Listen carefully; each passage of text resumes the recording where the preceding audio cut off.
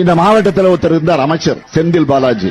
அவரை பத்தி சொல்ல வேண்டிய அவசியமே இல்ல. இவர் கெட்ட கேடு அவர் மட்டும் இல்ல, ஒட்டுமொத்தமாக பாலாஜியினுடைய தம்பி இந்த கரூர் மாவட்டத்தை தன்னுடைய கட்டுப்பாட்டில் வச்சிருக்கிறாரு. கட்டுப்பாடுனா கொள்ளையடிக்கிறதுல, ஊழல் செய்யறதுல, லஞ்சம் வாங்குறதுல அந்த கட்டுப்பாட்டில் வச்சிருக்கிறாரு.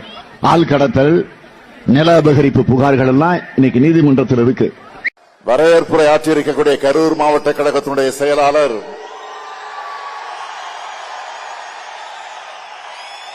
என்னுடைய இனிய சகோதரர், அருமை சகோதரர், பாசமிகு சகோதரர், ஆற்றல் மிகு சகோதரர்,